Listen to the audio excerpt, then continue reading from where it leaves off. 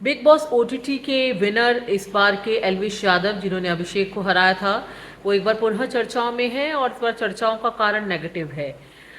खैर, एल्विश यादव हैं, उनकी एक कहा जाता है कि उनकी फैन आर्मी ऑफ फैंस हैं, और उनके बारे में यदि आप कोई भी बात करते हैं तो उनकी जो फैंस हैं वो आपको ऑनलाइन आपका जीना हराम कर देते हैं, अटैक कर देते हैं, क्योंकि उनको लिए जनता का प्यार बहुत ज़्यादा है।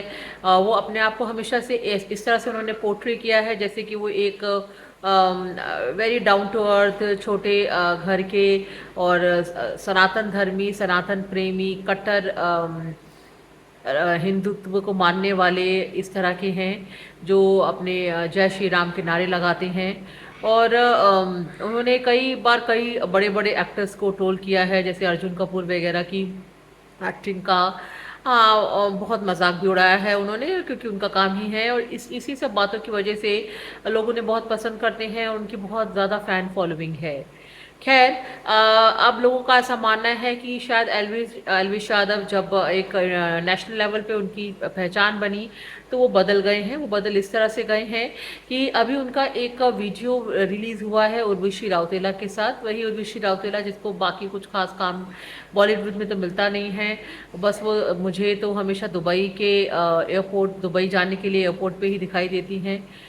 खैर, उसी उर्वशी राउतेला के साथ उनका एक वीडियो रिलीज़ हुआ है जिसमें वो बार-बार अदाब करते हुए दिखाई दे रही हैं, और इस बात से उन्हें काफ़ी ट्रोलिंग का सामना करना पड़ा, और लोगों ने कहा कि जो दिन रात जय श्री राम के नारे लगाता था सॉरी, जो दिन रात जय श्री राम के नारे लगाता था, वो अब अचानक से आदाब कहने पे उतारू हो गया है।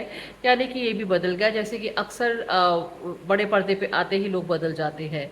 इसलिए उन्हें काफ़ी ट्रोलिंग का सामना करना पड़ा, और लोगों ने बोला कि हम तो जिस एल्विश यादव को सपोर्ट करते थे वो कोई और ही था, और ये तो कोई और ही निकला। इसके साथ-साथ उनको एक और बात के लिए भी नेगेटिविटी का सामना करना पड़ा कि उन्होंने जो मुनव्वर हैं फारूकी, जो कि कॉमेडियन हैं और हिंदू देवताओं का मज़ाक उड़ाने के लिए प्रख्यात हैं, उनको भी उन्होंने फ़ॉलो करना शुरू कर दिया। तो लोगों को लगने लगा कि ये तो भई सरासर दोगलापन हुआ और हमारी भावनाओं के साथ खेल लिया भई आदमी। पहले तो हम ही लोगों की सपोर्ट से यहाँ तक पहुँच जाते हैं, उसके बाद जब कुछ बन जाते हैं तो हम ही लोगों को ठेंगा दिखाकर ये लोग भी दूसरे लोगों की तरह ही उनके ही रंग में रंग जाते हैं।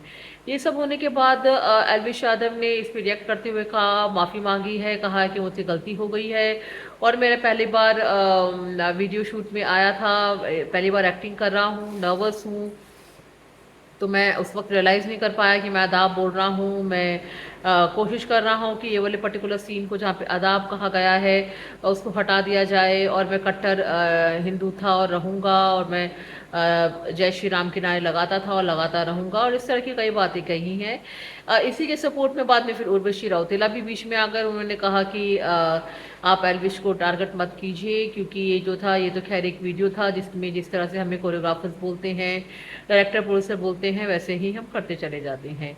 ख़ैर, इन सब के बावजूद जो है एल्विश फ़िलहाल काफ़ी लोगों के निशाने पे है, और लोगों को लग रहा है कि उनकी भावनाओं के साथ बिग बॉस का खेला हो गया है। आप इस बारे में क्या सोचते हैं? ज़रूर बताइएगा।